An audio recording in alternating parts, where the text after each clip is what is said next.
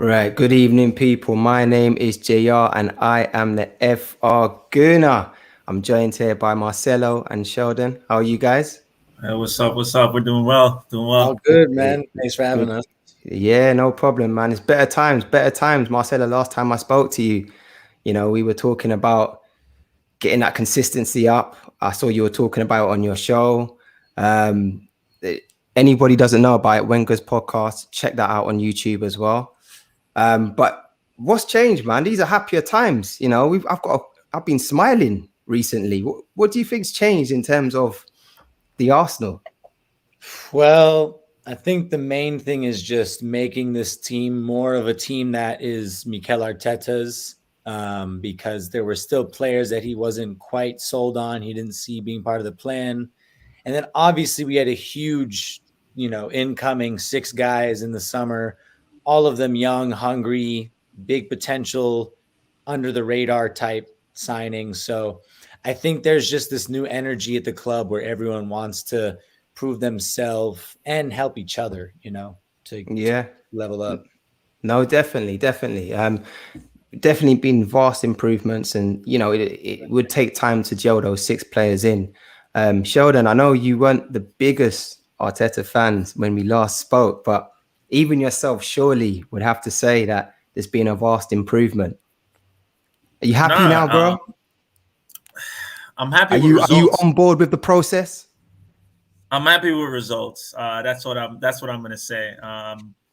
You're right. I'm still not a big fan of Mikel Arteta at the moment. I still think there's things that I wanted to see or should have seen in the last 22 months that it just took too long. But again, my stance on the process and or lack thereof, in my opinion, is you know you keep the process talk for your board meetings and for your team talks with the players. As fans and the media in general, are part of the stakeholdership or ownership of football is really about results and performance on the pitch. So if I'm not seeing that, I'm not going to be happy.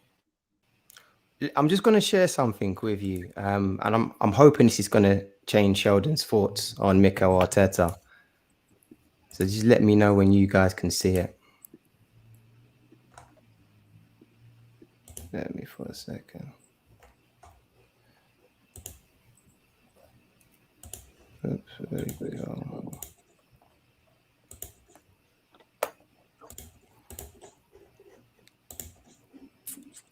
There we go. Right. Can you guys see that? Mm-hmm. So Yep. Marcelo touched upon All good. the fact that there was a change in team. So this profile now looks at basically the team that was playing under Emery, barring Guendouzi, of course, I would say, and Tierney.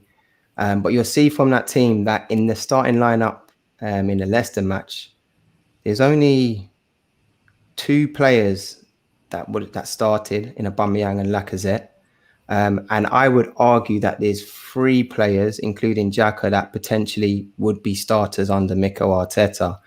So do we have to cut Arteta a bit of slack then? Because this, over the last 18 months, there's a big team. There's a lot of changes that we had to go through within that time. Would you not agree, Sheldon? Just I'm looking at the saying team, I mean, we had Mustafi in the back, Socrates, right. Bird Leno was number one. I mean, thank you for bringing this nightmare back up. I need this reminder. But no, look, I think when you have a team that isn't succeeding on the pitch, it's definitely you're going to always see changes, whether it's Mikel Arteta or Unai Emery, whatever manager you have. So he's gotten time. I mean, 22 months in the job. I mean, yes, he won the FA Cup, and I think that bought him a little bit more time. 100%. Again, I'm all about how the players play, and I'm comparing him with what I've seen from other impactful coaches that's come in and kind of changed the culture and the essence of the teams. I could think of one, the Brighton coach. What's his name? Darren Potter.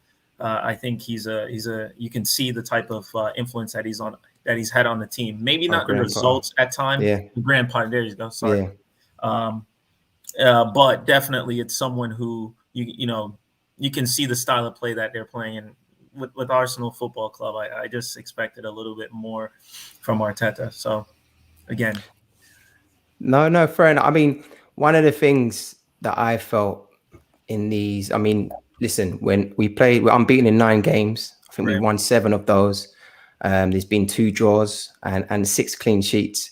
So I think in terms of our defensive record, I think we've been pretty solid. You know, we're definitely building something in our defensive line.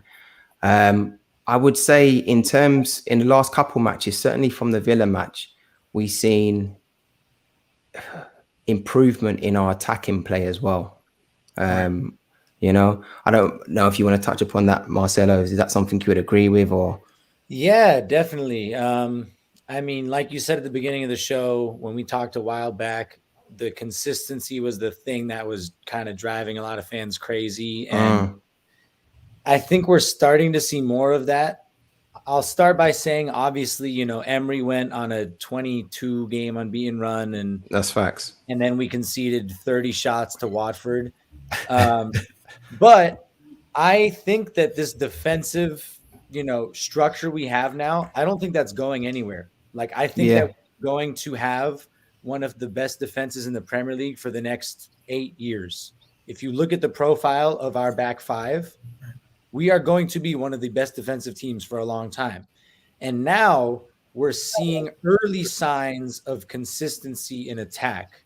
Early meaning just Villa and Leicester, because we had that one step backwards with Crystal Palace where we struggled after we scored the early goal. Then we kind of got complacent. But you see that when almost all of his starting players are available, we are now attacking with a lot more confidence. We're pressing much. Our pressing is much more organized. We're creating more chances. So I think when we first talked a while back, you were very much not an Arteta fan, and I was in the minority that was riding. Yeah, agreed. But what I was with Sheldon, man. Was like, I still knew that we weren't attacking convincingly, Yeah. And now I was saying he's starting with defense because a long-term rebuild starts from the back, right? Facts. And so now I'm seeing what I was demanding from him. I saw what he was trying to do with defense. Now it's about, can we start scoring goals all the time, even when we're playing badly? So I think we're going down that path, but still it's a very long season. 9 games unbeaten is cool, but we still need way more goals. And that's the thing. No, definitely. And before we touch upon the goals, one of the things that I've seen in terms of the teams that we did draw with, Crystal Palace and Brighton, looking back at those games, we kind of felt, it was poor. They were poor results. But if you look, Brighton this week, they drew with Liverpool 2-2 away from home. Crystal Palace themselves as well. Obviously, Man City got on player sent off, but they beat City. So there's no easy match in the Premiership. To be fair, but in terms of the goals, do you feel that one of the things I feel has changed is the introduction of Lacazette? I don't know if you feel that will have much of an impact, Sheldon, in terms of our getting more goals, if he can improve our attacking prowess going forward, or if you just think it will be a bit of the same old and it's a couple games that we've played half decent. No, I think Lacazette's a good player. I like him. I really like him. I think if each of us could remember last year when we weren't scoring a lot of goals in Aubameyang, I think that's around the time he got malaria and wasn't playing. Lacazette came in, and I think his hold-up play with the speed of Emil Smith-Rowe and Bukayo Saka kind of helped us in the way Arteta wants to play as far as progressing in the final third. So I think that's helped us. I think you see I've always thought that Lacazette is more of a Firmino type player, not really a goal scorer. He can score the goals, but he's really good on the ball. I think his hold up and link up play is good. And if you can go back to all the players that Arsenal has had in the past, we've always had that player to do that role. And that's what was underrated with Olivier Giroud. when he was at Arsenal. He had the height, he had the hold up ability, but it was his link up play with the Mesut Ozil and Alexis Sanchez that kind of helped us up front. So I think Lacazette is pivotal in the role that he plays. I still think we should sell him because I don't think he's going to sign a new contract. And if I was him, I wouldn't either. But I think what the role that he plays, it's going to be something that we should definitely look to for a replacement, whether that's in the squad or someone else, because it's no one else in the team can really hold the ball up and do what he can do. Not even Aubameyang. Yeah. So. Yeah, and I think in that sense he kind of complements Aubameyang because Aubameyang hasn't started off too badly this season. He's been doing a lot of running, a lot of pressing from the front. But I think Lacazette adds something to Aubameyang's game. I think he does that dirty work that Aubameyang doesn't really do in terms of getting stuck in. Another thing I think he adds is that fire in Arsenal. I think we lacked a lot of fire for a number of years, to be quite honest. We were always seen as a soft team. But I think with the likes of Ramsdale and Lacazette, we had a bit of fire to our team. Tell me about Ramsdale. Obviously, we were all a bit of. I personally was someone who said, we're spending silly money on a player that is unproven. Marcelo, I take it you've been impressed with his performances so far. Yeah, man.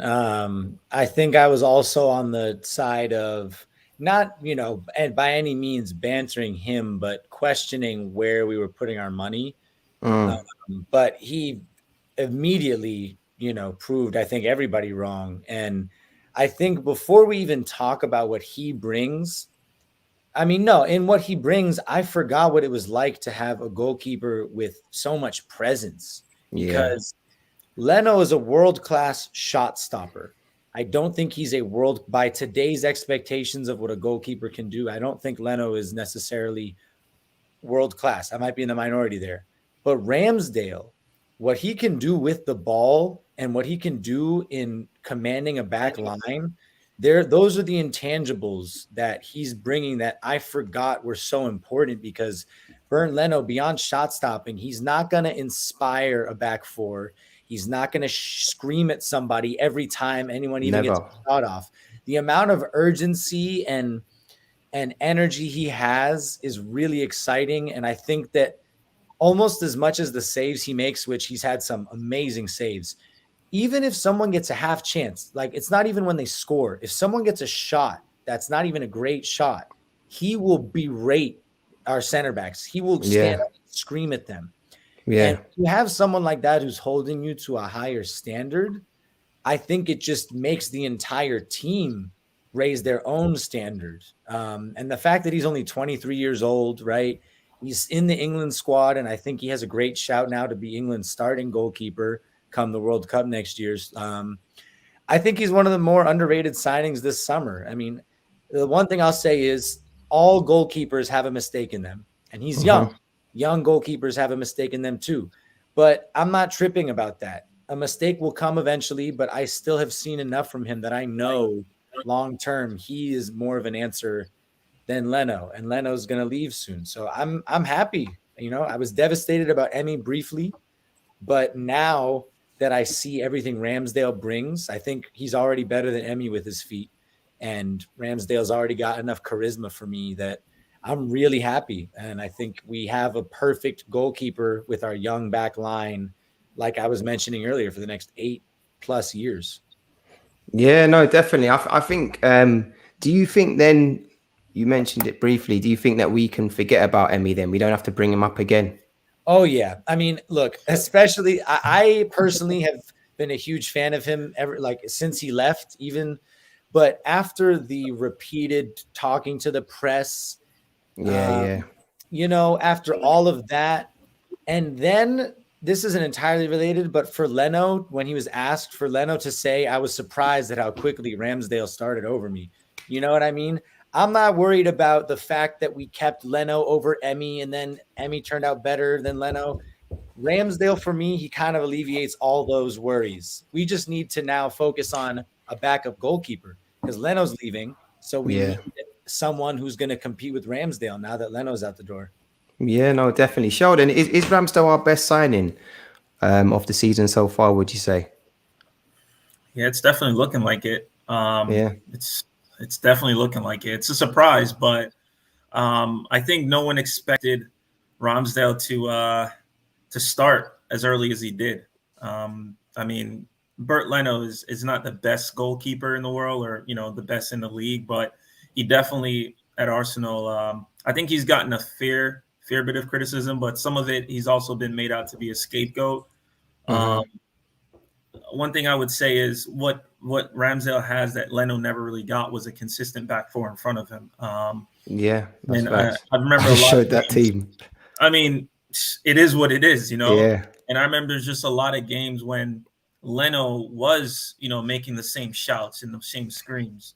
And at the end of the day, I watched the game on TV. The media highlights what they want. So I'm a German football fan. I know how good Leno is. I think he's a great goalkeeper. I absolutely agree with Marcelo. I don't think he's good with distribution. I think we can all see that, whether in person or on TV. But I don't think a lot of the criticism some of the criticism were not fair with Leno, because I just think when you're a goalkeeper who is in front of a team or back four that's inconsistent and just prone for errors, like, you really can't get much of a momentum going, and that's really what it is. I mean, hopefully he leaves for money and it's not for free, because we need that. Yeah, and I agree with Marcelo. We definitely need a backup. Yeah. You mentioned not leaving for free, and I think that's probably one of the issues with our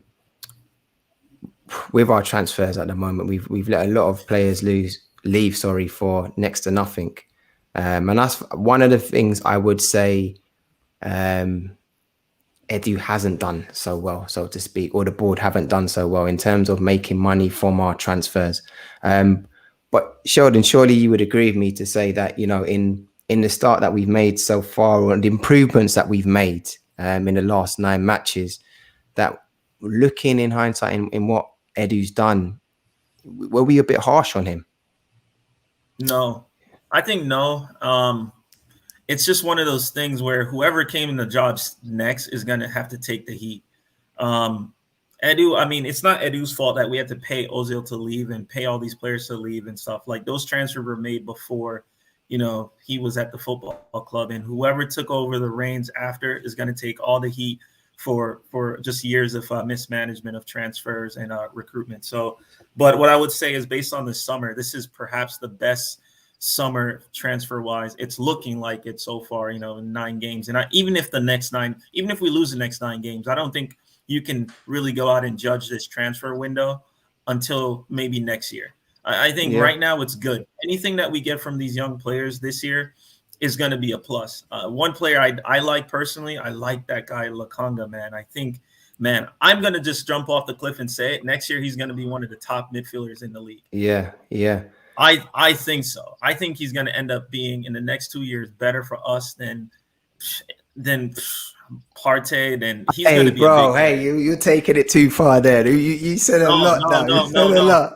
No, he's a serious player, man. He's a serious player, and the way I judge it is, he's playing in the center of midfield in the Premier League, coming from the Belgian league, and just the type of composure that he has on the ball. I mean, he's prone to mistakes, but he plays better than Xhaka in there. I'm sorry. I'm just gonna put it out there. Like, Xhaka, it's not hard. I know that's not hard. That's not a high bar. So, but that's what I would say. Like, I think, that's just another part of, Edu and Arteta getting it right this window. And don't stop. I think if you can make the transfers in January, get some people on pre-contracts, do it. You should be aggressive in January. I fully agree. I'm just gonna touch upon the Lokonga. I'm not sure about him. Well, potentially he has the potential to be as good as Partey. I'm not too sure.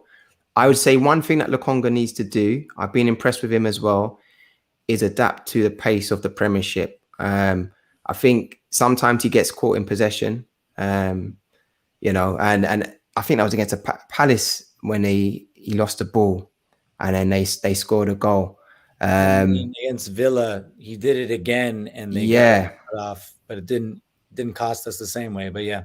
Yeah, no, exactly. So I think he needs to adapt to the pace. But in terms, I mean, again, even against Leicester, I saw some good touches, some good passes forward as well. And I love the fact that he's so positive in terms of going forward as well. And definitely, he's definitely got the potential to be better than Xhaka. I think Xhaka has been in the Premiership for longer. And so we have to give Lokonga more time to see how far he can go. But his potential is definitely massive, you know. You talked about the January transfers. Marcelo, I know you've been on your Instagram just talking about, what should we get in January? From a personal point of view, what would you say is needed in January? Or do we not need anything in January? What would you do? I think the first thing absolutely has to be a center midfielder. Because we'll have both El Neni and Partey away for AFCON. So that will leave us with Ainsley Maitland-Niles, Sambi Lokonga, and then a returning to fitness Granit Xhaka. So, we can't automatically assume that he'll be back for the entire month of January, ready to go. We don't know what it is. 2 months, though? Do we need that for, I mean, African nations is probably... I think even if AFCON wasn't a thing, I still think we need another one. Light there. Okay. I don't think, long-term El Neni, I don't have any hate for El Neni. I don't like to hate on him, but long-term, he's not part of the big rebuild, right? Ainsley Maitland-Niles, look, I don't have anything against him either, but I just genuinely don't think that he is quite at that level where in the next 7 years, he's going to bring us back to the Champions League and fight for a Premier League. You know what I mean? So I think that we need someone of Partey's current caliber. Sami Lokonga, long-term, is going to be hands down world-class, one of the best center midfielders in the world, straight up. But we need someone who currently is at the same level that Thomas Partey is at. And realistically, making that happen in January won't be easy. So even if we don't get someone immediately that's at his level, I still think we need a center midfielder.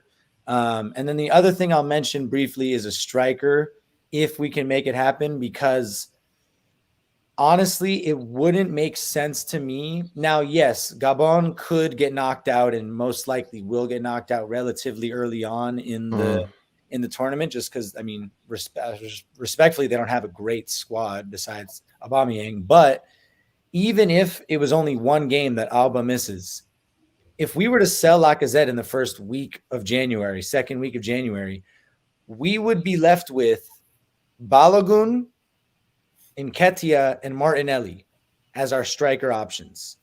Now, I have nothing against Balogun. That Brentford game is not at all a reflection of him as a player. He wasn't supposed to play in that game. Martinelli needs time before he can play striker as well. And Nketiah, I'm still not convinced week in, week out in the Premier League that he's that guy. Yeah. Carabao Cup's a different competition. So I do think it would be great to get another striker because Lacazette does look like he's leaving in the summer. So center midfield, definitely the priority for me. But if we can help it, I think another young striker with world-class potential who can step up as Laka leaves and Alba gets older would be great. But we'll see. Center midfield first.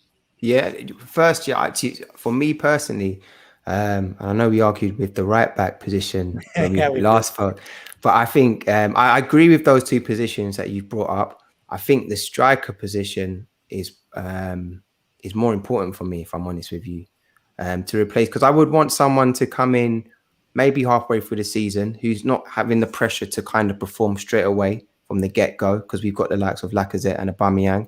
So when it comes to the summer, starting the new season, they're ready to go. Is there any names that you would like to pop out in terms of strikers or, I don't know, centre midfielders that you think would be good for Arsenal? That's to you, Marcelo, first, and then we'll go to Sheldon. Yeah, sorry, bro. Center midfield, I would love Bruno Guimaraes. Is how you pronounce his name? From the bad boy. Yeah, man, he's a beast, and he's left-footed. So that further fits Arteta's love for the symmetrical spine. Yeah, And yeah. there are a lot of shouts for Awar, but what I'll say about Awar, the reason I think no one has gone in for him is because his brother is his agent. And when we tried to sign him, his brother asked for 10 million to pocket himself. So Yeah. it'd be like signing a player and a half. So Yeah. I don't think we have the money to be dealing with some ridiculous business like that. So I think Bruno would be a great center midfielder to have. Striker, look, in a perfect world, Isak for me. But he just signed a long-term contract with Real Sociedad. So Yeah. that'd be hard. Vlahovic is another name, but we know City's linked with him. I think it depends on what happens with Kane. If Conte keeps Kane, City will go for someone like Vlahovic. If Kane leaves and goes to City, we've got some options. But so there's other factors beyond our control. But I guess those are a few names off the top.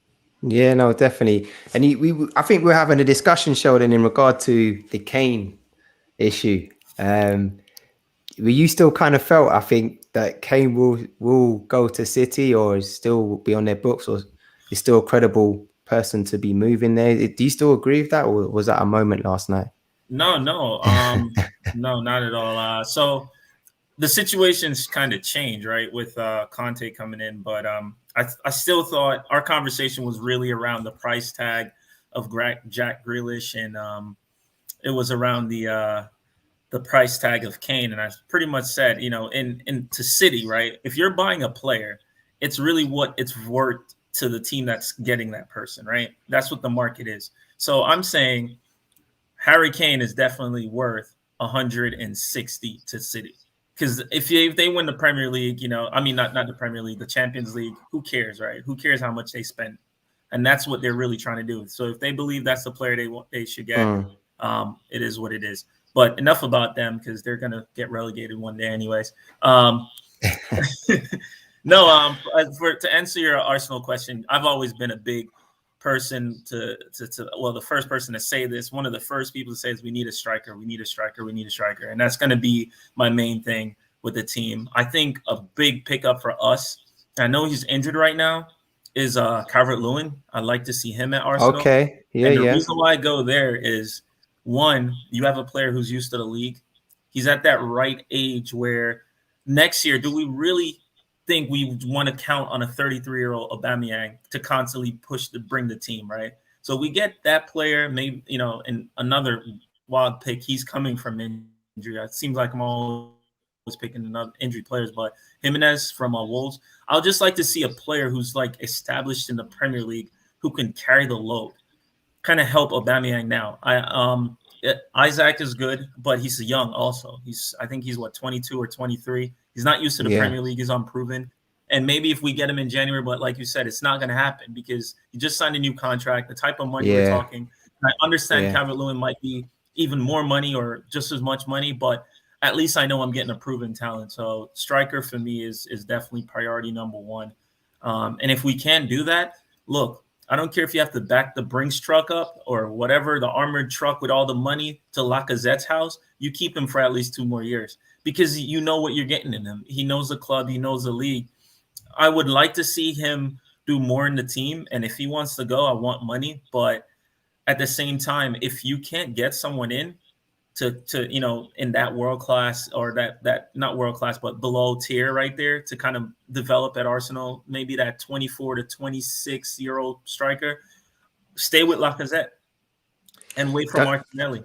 Don't you think he's getting a bit old though? Yeah, but see, Lacazette, he's 29, about to be 30, but going to 30 next year. But at the same time, he is getting old. But at the same time, like, you got to think he's in the league. He's performing for us now. Yeah. I trust that. He's not going to fall apart. And I want to add to that real quick because I agree with you. I don't like the idea of 2 years. I think a 1-year extension would be safe because Nketiah's, his contract ends in the summer. Right. I know that we would get more for Nketiah than selling Laka, but I'd rather let Nketiah move on for free because we've heard Saka and Smith Rowe say multiple times how great of a role model Lacazette is for them. Yep. No one has ever, and I love Alba. No one has ever said, I admire and I learn from Alba all the time. Yeah. No, Lacazette is the guy that our star boys talk about as someone they model their game after and they learn from. And we've seen numerous goals. I could name a few off the top of my head where Smith Rowe, Saka, and Lacazette link up to create something. The ones off the top, Newcastle FA Cup and West Brom, that crazy team goal. So I think keeping someone like Lacazette around who, despite turning 30, the way that he plays, I don't think age would matter as much. Like what he plays on is strength. He's not sprinting the whole game. If anything, your positioning in terms of shielding the ball and knowing how to hold the ball up, that comes with age and experience. So I'd love for him to stay a little bit longer, hold the ball up for these guys as we gather up the funds, as we clear out Deadwood to get that striker to come in. And also, let's be honest, we got the likes of Lewandowski, Ronaldo, 35, 36 years old, are still doing it. So age is nothing but a number when you're performing at that level consistently. Yeah, but those are different animals, man. Yeah. I hear you. I still co-sign to the narrative that, the reason why Aubameyang is good in the latter part of his career because he wasn't an early bloomer. Like Lacazette was an early bloomer, and his career hasn't really peaked the way we expected. Yeah. So, and he's got a lot of mileage on his legs compared to some of those other guys. So he had a whole career at Lyon. Everyone forgot, he was like one of the top 5, top 6 strikers in Europe at Lyon, consistently in that league. So I wouldn't put him in the same bracket as those other players. Like even Jamie Vardy probably started scoring goals when he was 27, right? And actually, Vardy, yeah. So he's got a lot more years. So yeah. But I'd keep Laka. I keep Laka for those reasons that Marcelo said. Dressing room presence in a young team, it's almost irreplaceable. So why not? Yeah, no, fair enough. I just want to touch upon. I know we're talking about Arsenal here, but obviously our North London rivals have just appointed Conte as their manager. Marcelo, do you fear the appointment? I mean, before you answer, Conte, he's won the Premiership, he's won the FA Cup. I think he's won 4 Italian championships and 2 Italian Super Cups. So that's a great CV. But he is going to manage Tottenham, who've won nothing for 5,002 days or something like that. But do you fear the fact that they're getting Conte now? Do you think that will bring a change to them? Obviously, they've been playing very poor, or is it just Tottenham as normal?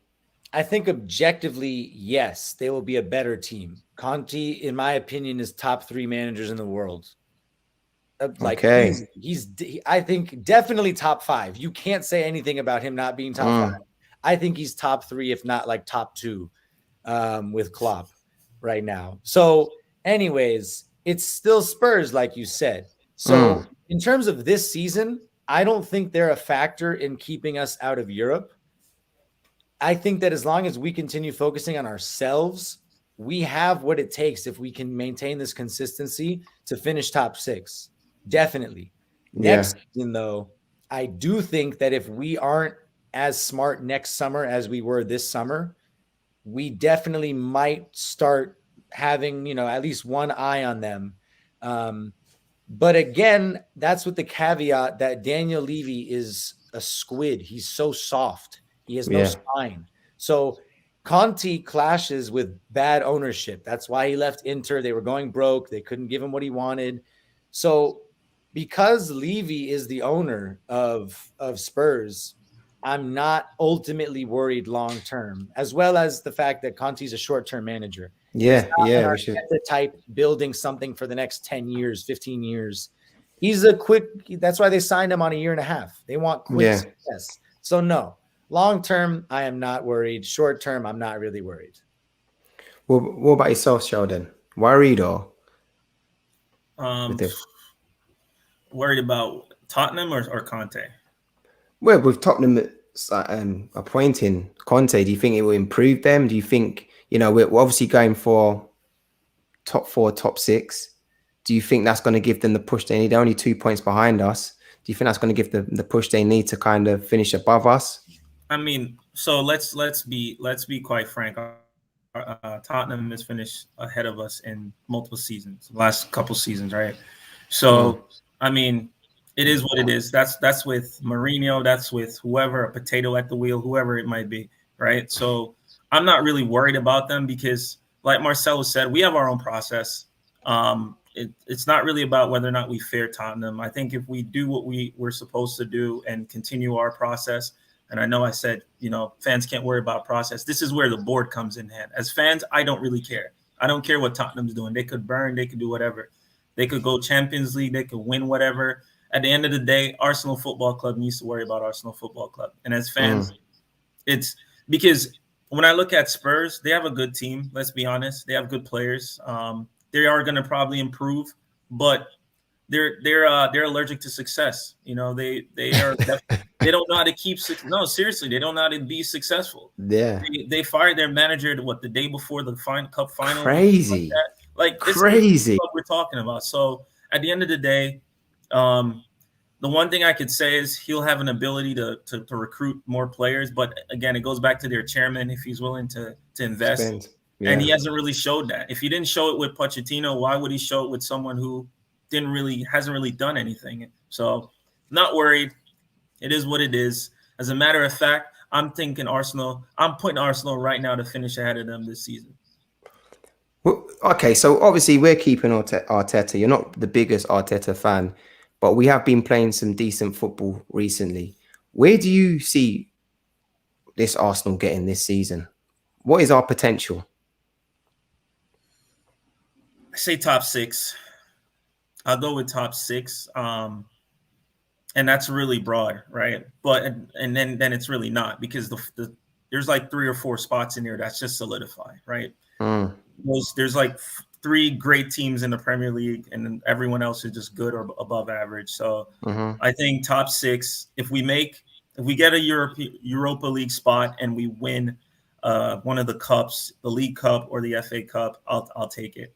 I'll take those cups and keep it moving. Right now, we're in a development phase, and if our young players could learn to win together and actually taste that success, it's going to bode well for us. I think the biggest issue for Arsenal in the next 2 years isn't where we finish; it's keeping that team together. Yeah, keeping Emile Smith-Rowe from being in a fucking Chelsea jersey, in a damn Man City jersey. I'm just being honest. No, I'm just being honest. I could see City. It doesn't matter. I get a point. Chelsea never. No, but I'm just saying we need to keep those young players playing for Arsenal. Yeah. So when they become successful, when they hit their peak, they're doing it for us. I'm tired of watching other players that used to be at Arsenal do it for other teams. Yeah. And that's the first mistake we made. We did this program already. We did this project before. We've done the young players project before. We didn't get them any trophies. So, yeah, I mean, if I'm gonna jump in, I think the difference between Nasri, Van Persie, Fabregas, all those guys leaving. I mean, Fabregas is an exception, but these kids have been at Arsenal since they were 8, 9 years old. They are fully Arsenal, like thick and thin in their blood. Whereas those other guys, Wenger brought in because he saw the talent, and then they saw that the process wasn't going where they hoped it would, and so they left. But I could be wrong. I don't remember any of them saying, if I could, I would play at Arsenal for my entire life. You know what I mean? I think Emile said that. I think no. I'm saying from the past. Fabregas, Van Persie, Nasri, none of those guys were pretty sure they did. But I don't remember it. But I'm just saying that I think that those guys I'm not worried about as long as this trajectory continues. When you have a back 5 that basically is set, like that back 5 is so solid, all we're missing is a world-class center midfielder, a world-class winger, and a world-class striker, and that 11 will keep them. We got Pepe. Hey, stop it. We haven't even mentioned him yet. Yeah, I was going to say, well, listen, I asked this question on a previous pod. If I gave you 35 million at the end of the season, I'm asking both of you. I'll start with yourself, Marcelo. If I gave you 35 million for Pepe at the end of the season, would you take it? Yes. I think And absolutely. The main reason I'll say yes is that he was never a 72 million pound player, as in not just like in terms of ability, but the deal itself was fraudulent. Yeah. No, like That was, yeah. Sanyehi fully finessed that. And I am in it's slightly a conspiracy theory, but it was way too fishy that Sanyehi suddenly left out of nowhere. Of course. After doing all this PR and being Edu's, we signed Pepe, so wonderful player. Nah, man, that was that was on point. That was on point. Like, it was so sketchy, and at most he was 35 from the jump. So basically, I see that as we're making back what he was worth, and he's shown these little signs here and there, but just the inconsistency, man, I can't keep getting behind it. And he's not getting consistent game time, to be fair, but I'm not seeing the decision making that we need from someone we signed for 72 mil. It's just not enough. What's your thoughts, Sheldon? I know you're a finance man. If I gave you 35 million at the end of the season, would you take it? 35. Well, how much did for we Pepe? pay for 72 million. Oh God. I would take it. I think I would take. I would definitely take it, and I will actually make money on his transfer to Arsenal, because when you think about it, right? I look at these deals.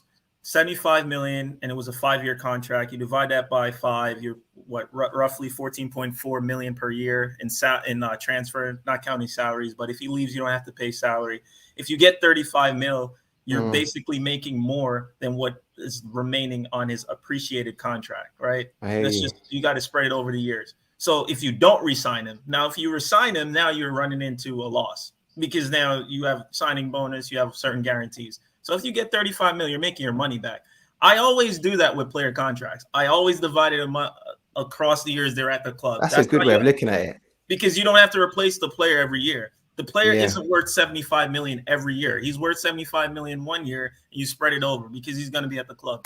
So, look, that's how I see it. And the longer we keep him, we're going to get less than 35. Like, his value will only decrease the longer we keep him. Honestly, he's surely not helping his price. I'm not even trying to hate. I'm just keeping it real. Nah, every time he steps on the pitch, the value just goes down. One thing for me is that he cannot play on that right wing anymore in front of Saka. If Saka's available, and Saka doesn't need a rest and it's not a cut match, then Saka's got to play, for me personally, on that right side. I mean, we tried to accommodate Pepe by pushing Saka out to the left, for example. And for me, it just doesn't work. It doesn't work. And Pepe hasn't proven himself enough to put him in that position consistently. The only thing I would say with Pepe that I'm waiting for him to give us is goals. Because he's one of the midfielders who actually can score a couple goals. Although it's Emil Smith-Rowe, he's doing well. I mean, he's got 3 goals this season, 2 in 2, which is good for him so far, But the likes of Saka, etc., they don't really score goals. So yeah, we'll see. But you know what? If that 35 million, I would take 30 million, mate. I say, do you know what? Sometimes you've got to cut your losses in life. And that's one of those, to be fair. That's one of those. What's crazy with that is a question for you and Marcelo. Whose fault is it? Is it something like tactically, like not the transfer? The transfer, it is what it is, right? I was about to whip out the voice again. Yeah. So whose fault is it that the player didn't develop, right? Because you try him on the left, you try him on the right, you can't really do the middle. Because he's just a weak player. Everyone keeps telling me he has pace. He's not fast. He just doesn't have it. He's not that guy. Do you know what? For me personally, to answer that question, I feel that it's unfortunate for Pepe in a way, because obviously Emery bought him, or he was part of the Emery. Emery didn't want him. Yeah, Emery didn't want him. Yeah, I hear you. But you fired him because after he said I didn't want him, but. Go ahead. Yeah, yeah, that's true. You I'm wanted just saying. Zaha, didn't you?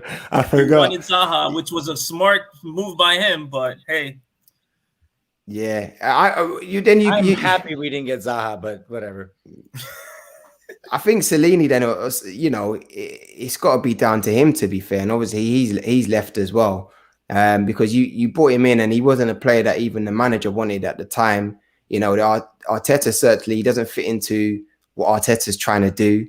So it's Raul Cellini. It's got to be the culprit, you know, for greed ultimately. I'm not sure how much Edu had to do with that deal. I But yeah. guarantee Edu had plenty to do. I bit my tongue earlier when you asked about Edu, when you asked about him. But if we're going to think about it from a very objective standpoint, Edu is best friends and owes his job to Kia Gurbacham. I forget how you say his name, Gurbacham or something like that. He is the super agent. The super agent. Edric, David Luiz, and Willian. Yeah. So Edu, I don't care what he did this summer. He dug this hole for us in the first place. So no, if I'm going to answer Sheldon's question though, the person at fault for Pepe initially is Arteta and Edu, I think, because of the signing of Willian.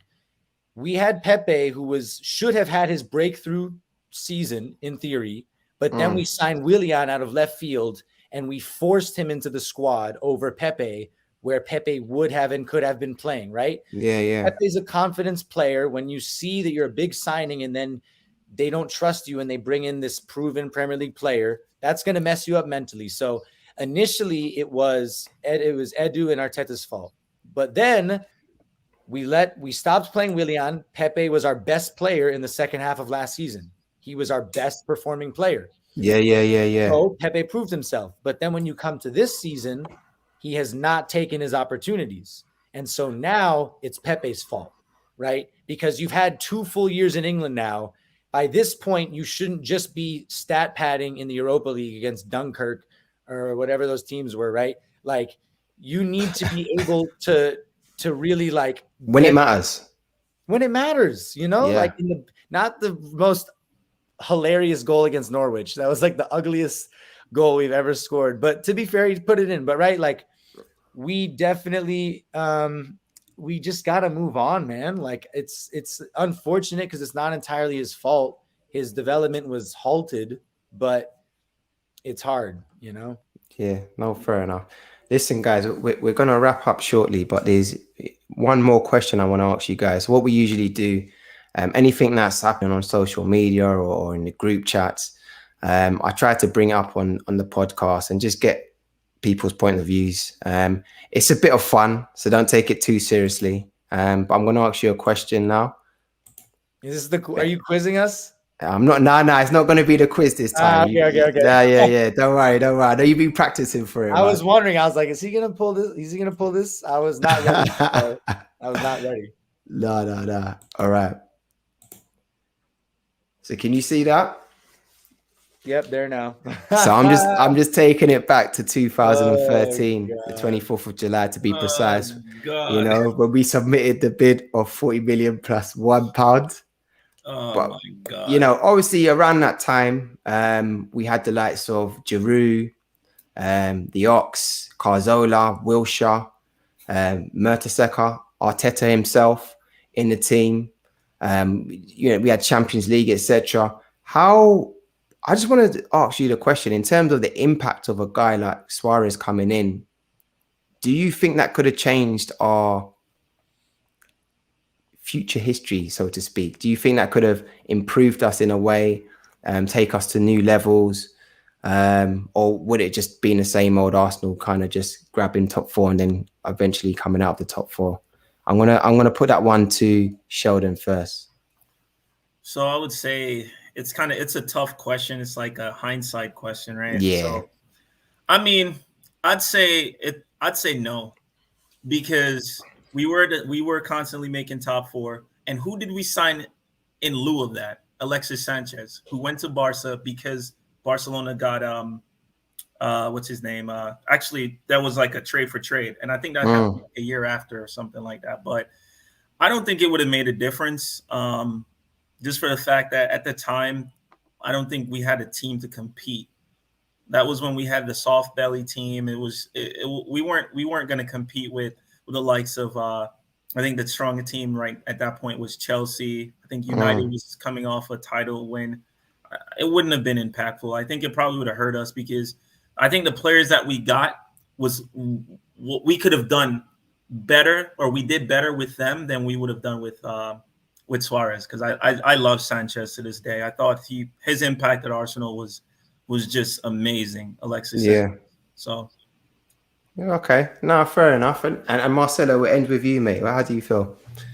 I think that we would have at least been more of a challenger for the league, because what I'll say is, assuming that we kept him for at least 2 years, Suarez, if we had, and this isn't an either or, so assuming we had Ozil, Sanchez, Suarez, we would have won the league in 2015-16. Right. The only reason we didn't win the league was because Giroud wasn't, I think he was actually injured, but even when he was fit, he just couldn't score in the entire second half of the season. So if we kept him for like a few years, I mean, Suarez, 2 years after that, he was part of the best front three of all time. Yeah, he's lethal. Neymar. Now, he wouldn't have been that good because he didn't have Neymar and Messi with him. But I think we automatically would have had a better chance at the league for sure. I'm not saying we would have won it because, like Sheldon said, we still had players like Cazorla could never stay consistently fit. Yeah, didn't have a goalkeeper, for example, that was like guaranteed. You know, that was Szczesny at the time, though. You know, and he was decent. He wasn't that guy.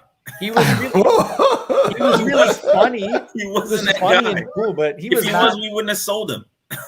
Nah, I was never sold by him. I like Szczesny. I like him. Yeah, of course I like him, but was he ever world class for us? No, yeah. So I mean, the guy went to Juventus after, to be fair, and so he's half decent. They've won 9 leagues in a row, and now they're trash. So or they're not trash. Now they're not anywhere close to as good as they've been. Yeah. So I think we would have had a chance. And for that Leicester season, he definitely would have been the difference because we should have won. We're the only team that beat Leicester both times. Crazy. Oh, that says everything, man. That will always hurt. I don't even think until we win it. I don't think Arsenal would have bought Sanchez if we got Suarez, because that's when we didn't want to I agree with that. I agree with that. So yeah. If we did, though, that would have been lethal. My word. But hey, we would have won the Champions League. We would have won the World Cup. Yeah, we would have won the World Cup. Facts. if only. Listen, guys, it's been a pleasure chopping up and talking Arsenal with you guys this week. Just want to get your predictions on the Watford match as well. Marcelo, we'll start with you. I'm gonna go with 4-0. 4-0. Wow, that's 4-0. confidence. That's confidence. Sheldon, are we getting the same confidence from you? I'm gonna go 3-2. Oh wow! I knew it. I knew he was okay. Arsenal win. 3-2. Hey, do you know what? At least he said the Arsenal win, to be fair. Yeah. True. You know, I'm gonna go. I don't think we're gonna concede 2 goals. I'm gonna go with 3-0. 3-0 Arsenal. I think we're on a bit of a roll. I need the clean sheet from my fantasy team. Okay.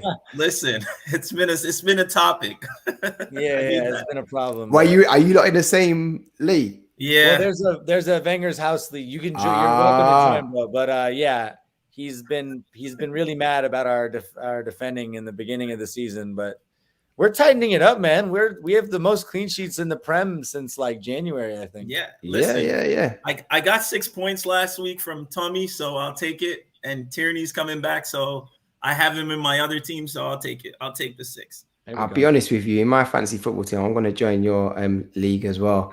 I've got a lot of Chelsea defenders. I'm not going to lie to you. Hey, man, they stacked the clean sheets. That's what I'm saying. And they score goals. As well. You know, crazy. Listen, I'm going to stop talking because I'm giving away my secrets. But yeah, it's been a pleasure today, man. Thank you for your time, man. Definitely got to chop it up again soon. Come on, the Arsenal. Hopefully next time we're going to have Sheldon saying that Arteta is the best and he's trusting the process fully. But until next time, guys, take care.